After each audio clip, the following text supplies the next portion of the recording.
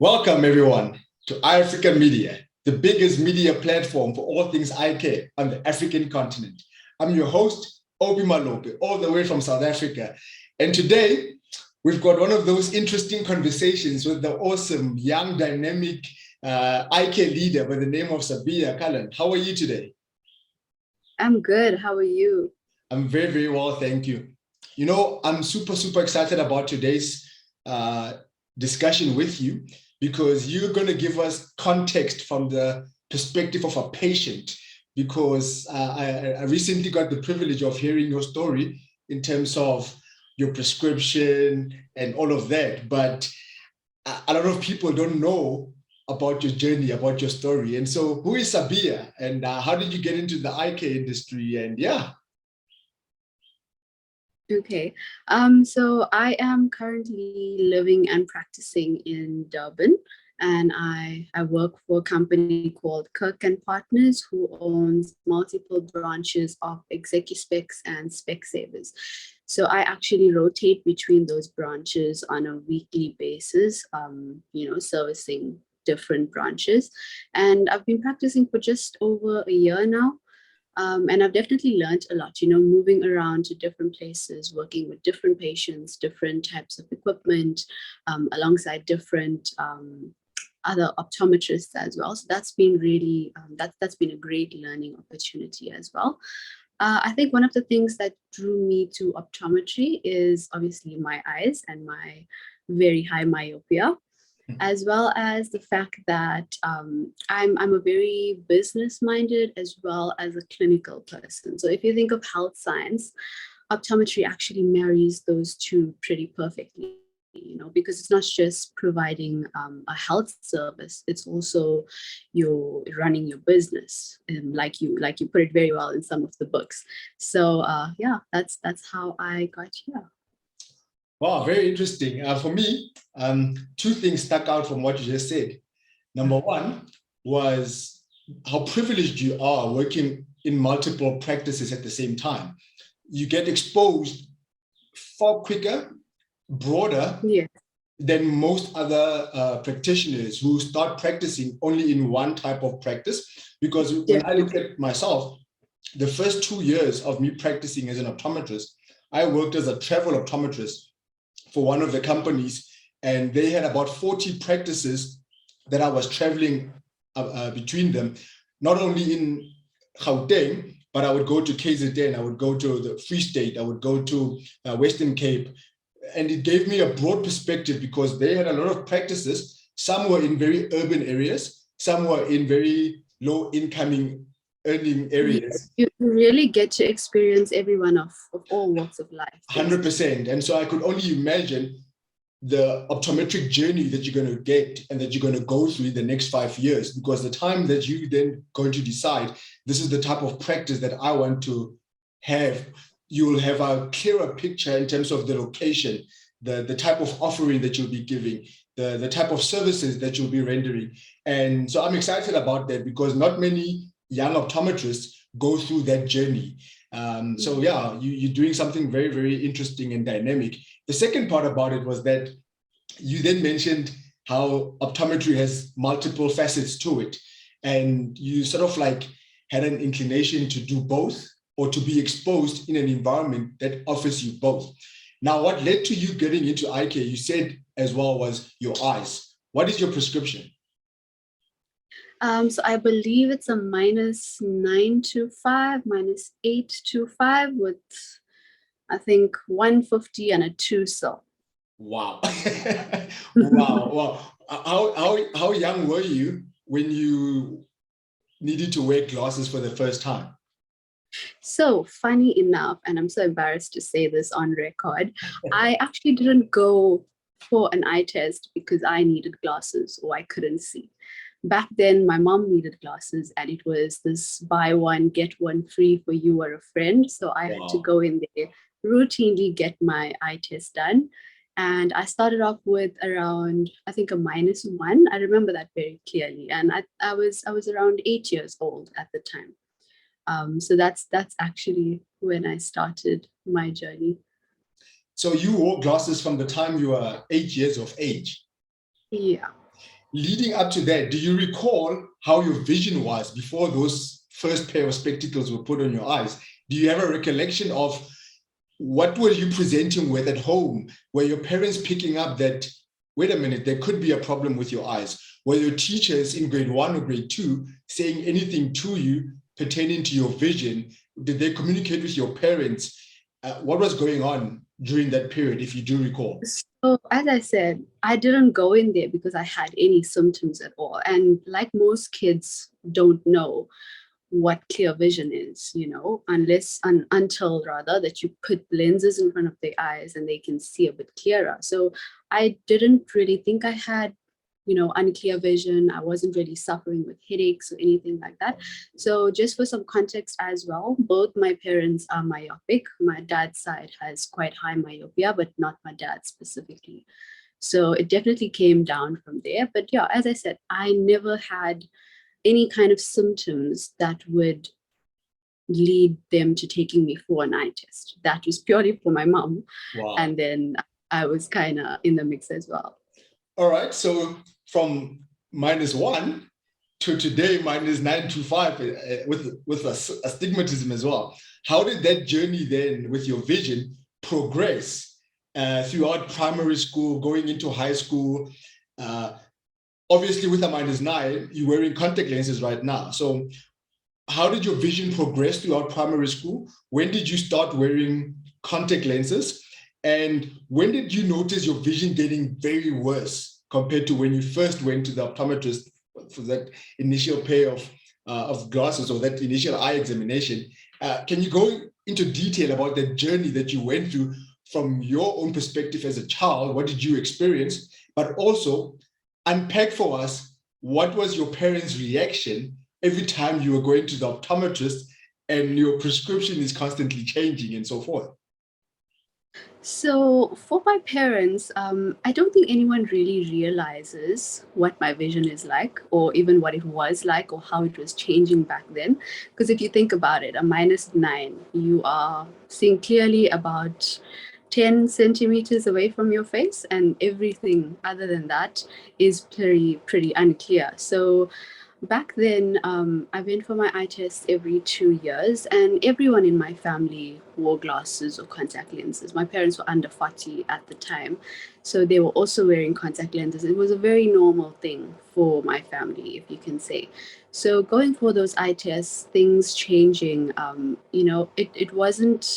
it wasn't made such a big deal, if I can say, because I was still getting down to 6.6. I was still able to see and function very comfortably and clearly.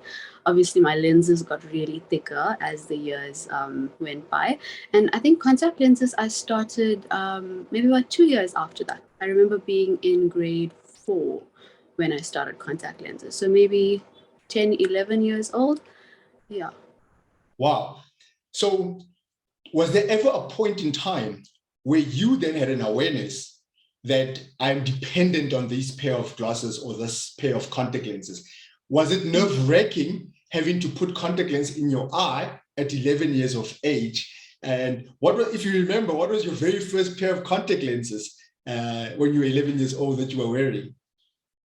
So I remember getting a trial, and when you get something new, you kind of treat it like a tour. You follow all the rules and all of that. So I was very intrigued, and I was it's so much more comfortable for a person like myself, a high myope with thick lenses, to wear contact lenses, not having a frame on your face, not having that heavy feeling. So I was in love with it, and I wore my contact lenses full time.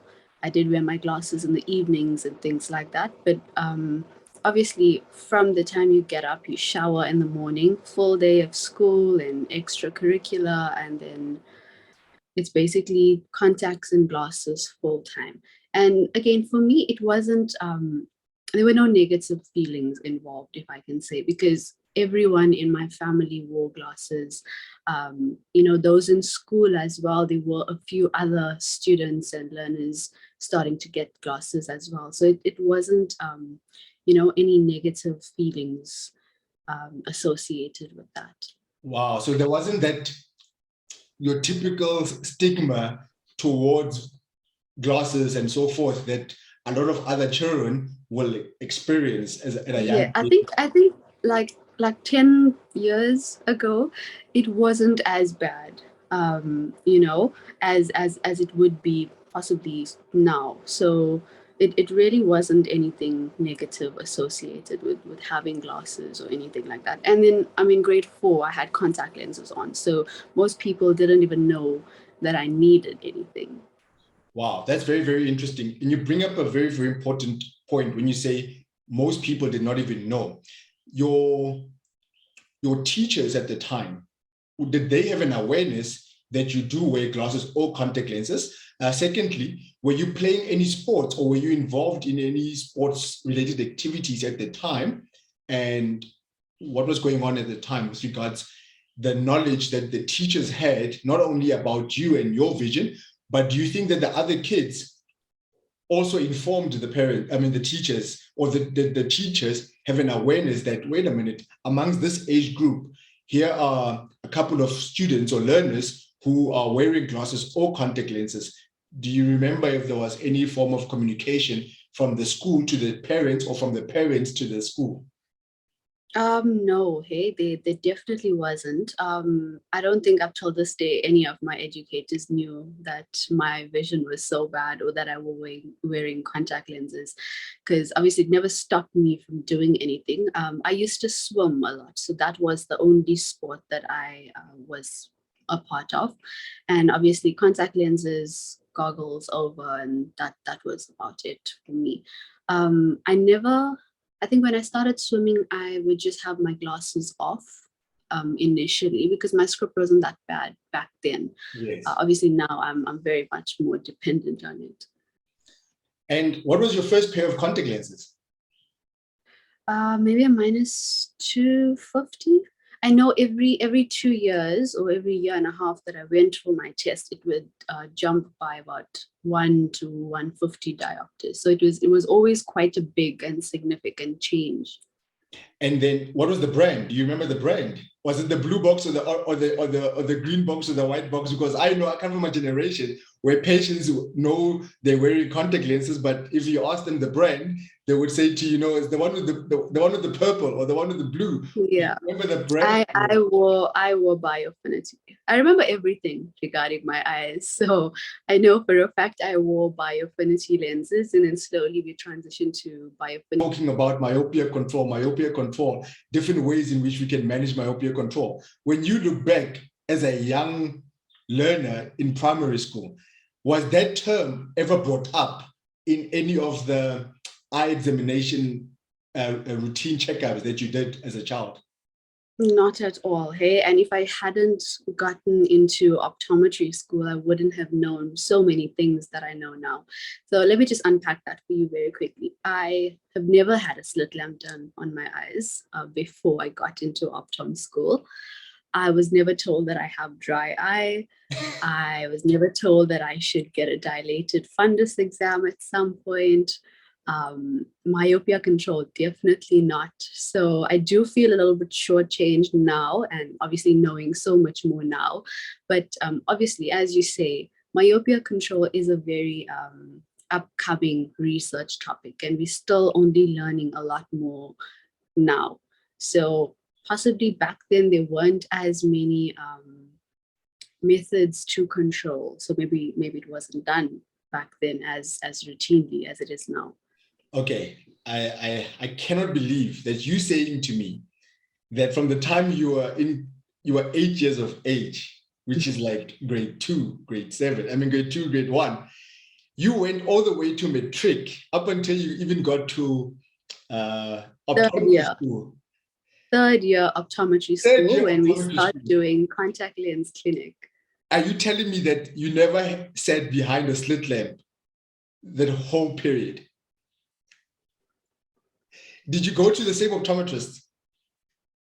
So he actually passed away recently. But, you know, I've been to the same optometrist from the time I got my first pair till the time he passed on. It's always just been him. Do you think that we as an industry, and I'm asking you as a young person who's like literally just under 2 years practicing.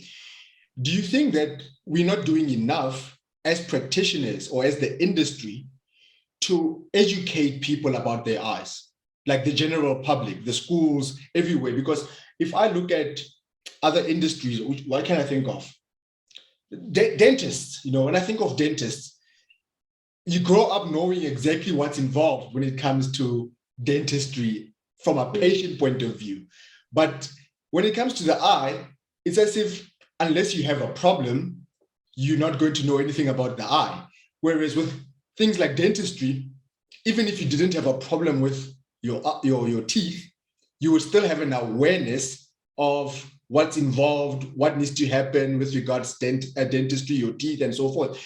Do you think that we're not doing enough, or are we doing enough now in 2022 versus what was perhaps being done 10 years ago? Because I understand there wouldn't have been that conversation around myopia control, but I would assume that when you talk about throughout your high school, you went to the optometrist quite a lot of times. Was there ever a point where they referred you to the ophthalmologist, for example, for them to examine your eyes a bit further, to investigate your eye in more in-depth analysis compared to what the optometrist will do?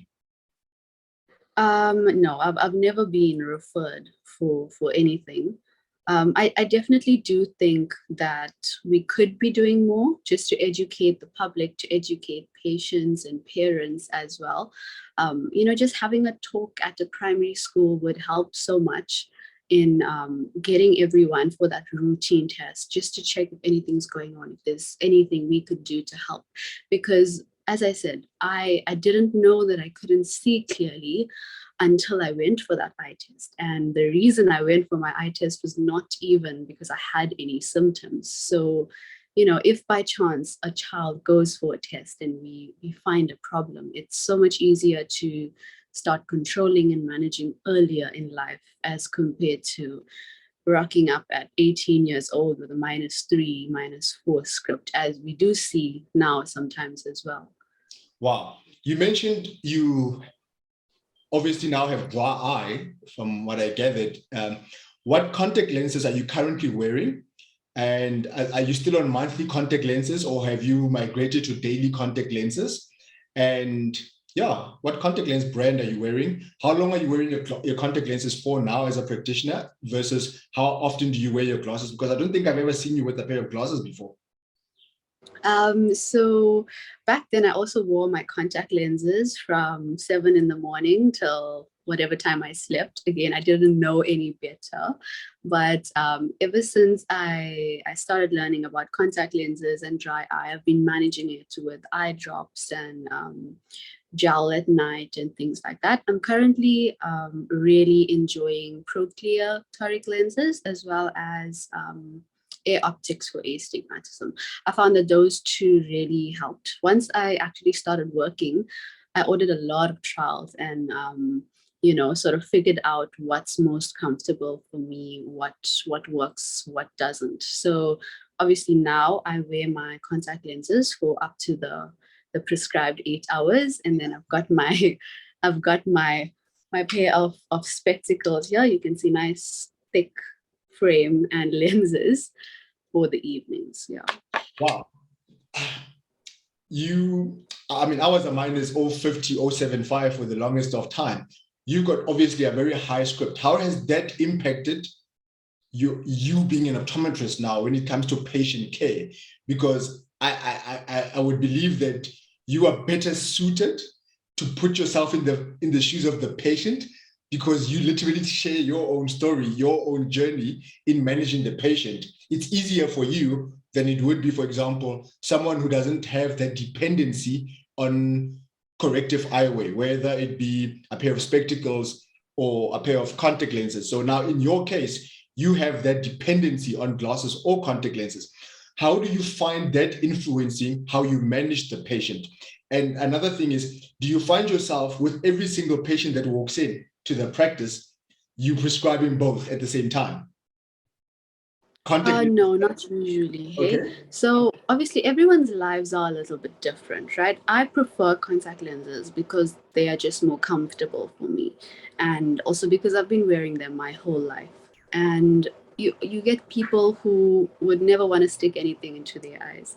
So obviously that doesn't always work for them, right? But in terms of how it influences my patient management, what I prefer, or what I really like doing is, I prioritize patient education, because I always feel like if I knew more about my eyes, or if I knew the magnitude of how bad things were, I could have helped myself a little bit.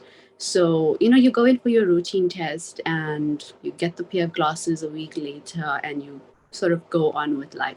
You don't really get much more information about that. Obviously, it's either getting worse or getting better, but that's just about it. With whenever I'm, go through everything you've done, go through everything that's found, and go through everything that's needed to be done going forward, and dilated fundus exam, but just giving them the information and giving them the tools, I definitely would say helps a little bit. As both a patient and a practitioner, I definitely think that helps in terms of just the experience of an optometric exam. Wow, that is actually so important, because I think we need to up our game as practitioners when it comes to the educational component of our patients with regards to their eyes. I don't think we do enough. I think that's a massive opportunity for the industry, actually, to literally look at elevating the ways, the strategies, the marketing approaches, anything involved that we can be able to do when it comes to educating the patients. Because I honestly don't, you still find patients that walk into practices in 2022, they've been wearing glasses for the past 6 years.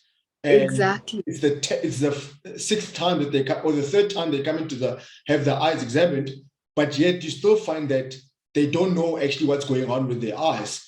And Exactly. they don't even have an awareness of what lenses they're wearing, what coatings are there on their glasses, how their eye is progressing. Is it getting better? Is it getting worse? Why is it getting worse? What's influencing it to getting worse? What can we do to prevent certain things? So I don't think we do enough of that.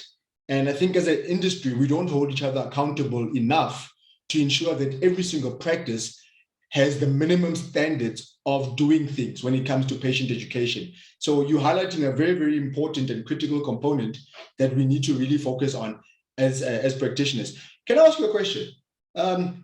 Surgery, how come, has it been something that you ever thought about? Have you considered doing corrective surgery on your eyes? If not, what's your thoughts around that? I would love to do the LASIK surgery, the corrective surgery. It does have financial implications, of course. It's not just a simple procedure that can be done.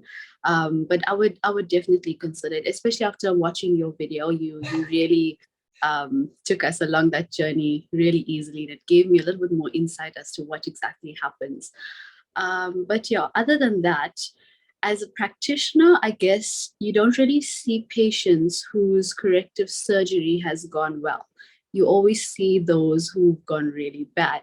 And so that does put me off a little bit, if I can say, because at the moment, the inconvenience of just putting on lenses or having a pair of glasses is a little bit easier for me to digest than having something go really wrong with my eyes, post surgery or something like that. So I'm a bit on the fence with that one, if I can say. I hear you, and it's fair. I think with a person with a high script, there is no in between. It's like you can't see or you can see. There isn't an in betweener. If you take out your contact lenses, like you said, this is about all that you can see. But whereas with someone with a less high prescription, they were not always wearing glasses. So you have always remembered you wearing glasses and having a dependency on it. So it is difficult. And one thing that I did notice as well with regards the confidence that I got in the surgery going ahead with it was the patient education. I think I did enough I got enough patient education prior to the operation that settled my nerves. And I sort of like got reassurances from listening to other testimonies of people who on both sides. Remember, I heard that the prescription range is from -12 to +6 with the stigmatism of -4, if I'm not mistaken. So that was the range with the prescriptions in terms of what is possible or viable with regards surgery. And obviously they take into consideration your corneal thickness and all of that. I wanted to ask you a question. You mentioned the business side of things in terms of it's also something that you're very, very interested in doing.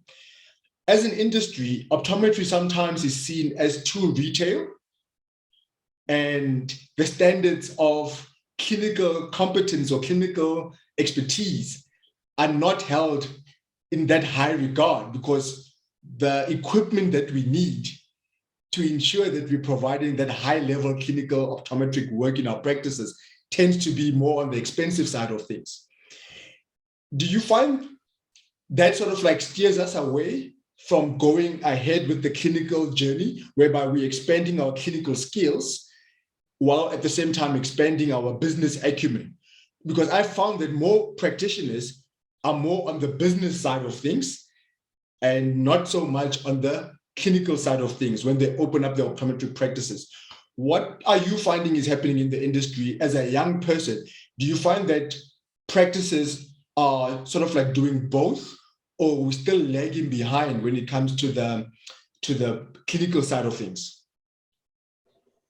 Look, I think there's always there's always new equipment coming out, and obviously they are really expensive pieces that not everyone can afford in their practices.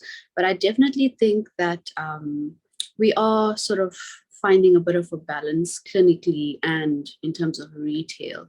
So in that regard, clinical competency is it's very individual based as well. So there are those practices that are doing really well, both in the business side and because they've got a really competent practitioner as well. And, you know, I think there are definitely some that are managing that balance really well. Is there enough mentorship in the industry? As a young person who just recently got into the marketplace, do you are the stalwarts, the trailblazers in the industry, are there enough people that do mentorship? If you think of your guys' class or your guys' group or your group of colleagues, are you exposed to enough mentors? Do you find that our leaders who are doing exceptional things easily accessible to the new generation of optometrists that are coming into the industry? So a lot of my colleagues, my classmates have gone into practices and now they're the only optom there. I am actually lucky enough to go into practices that have more than one testing room, which obviously affords me that opportunity to learn and, you know, really allow myself to be mentored, as you say. So I've found that in campus, we don't really get that individual attention. If I can say, you know, you've got one topographer that 60 students need to go through. So you're not getting a lot of attention and detail with that specific type of equipment, you know. And now that I've started working specifically in ExecuSpecs and Gateway, they have a really good topographer, and I've looked at a lot of patients, you know, keratoconus, pellucid marginal degen, post-LASIK ectasia, all of that. And it's really good to actually see, even if you're not specifically managing those patients, you get to see what that looks like. So when the time comes that you are faced with a patient, it makes it a little bit easier for you to recognize and, you know, manage accordingly or refer. But I definitely don't think that we have enough mentors. I feel like I've been put into a little bit of a lucky situation, but definitely not everyone has that. Where can we change it though? Where do you think the limitation is? Because you mentioned two things there. You mentioned the number of students that are there in the optometry schools, for example, utilizing a minimum amount of equipment and attention that they get given. Then there's also the aspect of the practice that you would be fortunate enough to work in. If that practice prides itself in having all the clinical tools that they need, or all the diagnostic tools that they need in order to do the necessary diagnostic procedures and so forth, it obviously expands your scope of practice or your clinical competency skills to another level. So is more collaboration required with suppliers and optometry schools, or practices and optometry schools? Because in 2008 or 2007, I was doing final year optometry school, and in our third year, it was compulsory for us to spend time in various practices, and you would do a rotation between private, independent practices as well as franchise practice models, where you're spending at least a month in these practices looking at the different types of business models, practice modalities, practice types, so that you are exposed enough as a student. Then when you leave optometry school, you already had that bridge between what is happening in practice versus what is happening in the optometry school. Because in the optometry school, you tend to only see the disadvantaged community that desperately needs our services. But then once you start working, you never see that again unless you're working in public sector. So where do you think we can improve on things? Is it more collaboration with the different stakeholders? Do the schools need more investment? Do private practitioners need to go back to the universities and assist? What can be done to improve the current setup? I do think, if we had a bit more equipment, or if we took in a fewer number of students, that we would actually get a little bit more individual time with, mentors and the equipment and things like that. But other than that, it also is very individual based. So I, as a student from second year, I worked as a frontliner at one of the private optoms back in my hometown. So I did get a lot of both practical and retail experience from there. And that definitely helped how I conversed with patients and people, and that helped to push me through and ease my new franchise working place a little bit better as well. So I'm not going to say that there's a lack of you know um, both the systems working together, but you also have to put yourself out there. You have to go and find things that makes it a little bit easier for yourself, because everything doesn't come to you. I mean, your universities, they also have a budget. They also have things that they other things that they need to improve on. So it's not always going to be equipment versus student ratio that's going to work out all the time. I like that. I think you couldn't have answered that perfectly enough, because that is so perfect. At the end of the day, you as the practitioner, you as the student, it's all up to you. You can sit and wait for things to happen, or you can get out of your comfort zone and go and get the necessary assistance. Put yourself out there. Exactly. Wow. I compare South African market or the market here in Africa, if I can be specific, to what's happening in America, what's happening in Europe, what's happening in the UK, for example. Young people in South Africa or Africa, I don't find it that they're utilizing social media enough for eye care related purposes. I stand to be corrected, but I find that young people are not putting themselves out there here on the continent as much as young students or young professionals are doing in other markets around the world.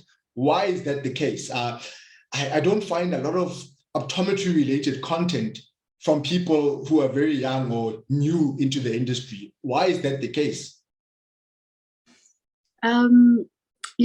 You don't usually go on to social media to look for eye care, if I can say, right? So obviously, if you're an optometrist, you're an optometry student, you're looking at those pages, you're going out and seeking that information and learning a lot of new things. But in terms of creating content for optometry, I think there is a lot out there at the moment, probably not as much from Africa as you say, but we may not always have the tools to put the content out there. So that may be one of the reasons as well. Entering the marketplace in 2021, 2022, are there lots of opportunities for young people in optometry? Does the next generation of eye care leaders have space in the industry? Or is the industry sort of like oversaturated? Yeah. I just answered your question.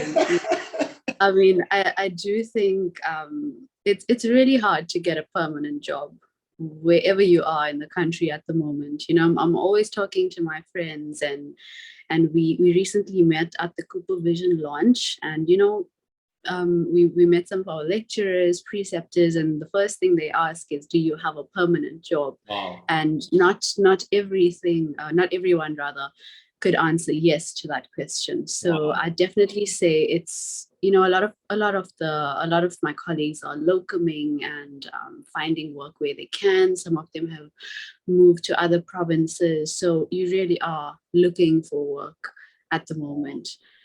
So it is definitely oversaturated. That breaks my heart to hear. It honestly breaks my heart to hear. It saddens me. It genuinely saddens me to hear that, because it's not only happening in KZN, it's also happening right here in Gauteng. It's happening in other parts of the continent where you're finding young professionals looking for work in South Africa because there's no work in their countries. So, and I just feel like the world cannot survive without eye care. The industry, the world needs the vision. The world needs the eyes. And I just find that the way optometry is structured, access into the market from a professional's point of view is very difficult, let alone going out there and starting your own business and starting your own practice. I think it's very, very difficult, and something needs to be done about that to bridge that gap, because we're already short of optometrists, but optometrists are looking for work in the industry, which makes absolutely no sense whatsoever. Yeah. But something has to change about that. This has been really, really exciting to talk to you and just find out so much about eye care, about your perspective as a patient. Those patients that come into your practice where you are working and don't have the financial means to get the necessary management solution that they need and desperately need, actually, but they cannot afford it. How do you deal with situations like that, where you could see that this person will benefit from something, but if they're not going with what you're recommending, this is the implication of them going with something else that they can afford? How do you manage patients like that, where you know yourself that if you did not get this, chances are your vision would have gotten worse? How do you handle one of those type of situations? It is actually quite a difficult one there, but you know, referrals need to be made. People need to be contacted to help a little bit with any kinds of donations and things like that. I actually think, in terms of myopia control specifically, the finances behind that play a big role in who gets it and does not. Because if you're looking at a myopilux lens or a multifocal lens or even contact lenses, not everyone can afford that, as compared to just getting your single vision pair of glasses that are free in some of the franchise practices. So I definitely say affordability is one of the big issues when it comes to managing and myopia control specifically. Wow. This was so enlightening. Thank you so much. Where can people connect with you? What online platforms are you on? Where can people connect with you? Because this was inspiring to listen to you, and I'm sure people from Ghana, Tunisia, Algeria, Nigeria, Kenya, and so forth would love to connect with you. So where can people reach you? My Instagram bio is Sabeeha Kallan, you know, just like that. And then you can always give out my email address if anyone would like to contact me. That'll be perfect. as well. We wish you all the best in IK. We can't wait to see what the next 10 years will look like for you. I'm super excited. I know you're going to do exceptional, extraordinary things in the IK industry because you understand the needs of the patient better than anyone. So I'm encouraged to know that patients are sitting in front of leaders like you who will put their needs first because you have been where patients are right now. You understand their frustrations. You understand what limits them when they don't see clearly. And so I'm super excited to see what else will be unfolding in your career. And I look forward to having you back onto the platform again when we talk about other things that you're doing in the IK industry. I can't wait to see your business journey kick off. And it will be interesting to see what else unfolds in your career. And so thank you so much for joining us today. It's been an absolute pleasure. Thank you. Thank you so much for giving me this opportunity. It was absolutely incredible to talk to you and be interviewed by you. So thank you. Everyone, that was another great episode of iAfrica Media. If you're not subscribed to the YouTube channel, make sure to do so right now. Other than that, connect with us on different social media platforms. We're on LinkedIn, Instagram, as well as Facebook, and check out our website. We've got amazing content that is being put out on a monthly basis from different leaders across the continent of Africa. IK on the continent is reaching new heights, and that is possible because of your involvement. So thank you so much for tuning in. Look forward to the next episode. Take care, everyone. Bye.